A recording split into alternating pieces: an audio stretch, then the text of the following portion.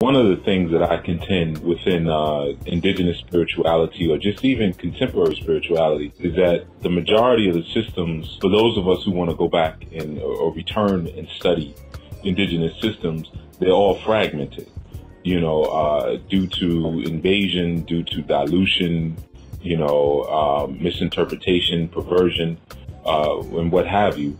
So one of the things that I always advocate is to study various systems, because in doing that, you get a more fuller picture. You get a breadth of what's really going on if you know how to correlate the concepts and correlate the situations, the places, and the people. So I would ask the same in terms of your studies on polygyny. Like you said, and again, you're an apostolic Christian, and grew up as that in the Pentecostal church, although you do practice Hebrew lifestyle, but you were being reached out to by people who are of the Islamic faith. Do you feel that with your book that you've been able to draw all of the fragmented pieces together and kind of create polygynous scriptures, if you will, for those who haven't been getting the full picture of how it's supposed to look? Yes, I have. And that's exactly what I've done, because I pulled together all of the things from different cultures, whether they're religious or whether they're economic or whether they're geographic based. I pulled as many as I could together to form a system that makes sense in a modern context, so that you could literally take your family, let's say if it's you and 5 women, you could pack up and go anywhere in the world and still practice it effectively. Okay. And I'll give you an example. When Mormons practice polygyny, those men are usually wealthy. Okay. I have yet to see a poor Mormon family. And you see how the man is really the true head of that family, and how money is like just flowing. I mean, they make sure that those men are wealthy. All right. And in that sense, it's more like they resemble Abram or Abraham in the Torah.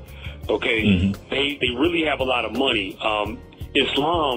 The Islamic culture has a very austere set of guidelines to make sure that everybody is on point and playing their role. Okay. And that's why it works in Islam. And I want to say, listeners, you're going to have abuses in every system. I mean, from certain people, but those are exceptions. The exceptions only prove the rule that, it's effective.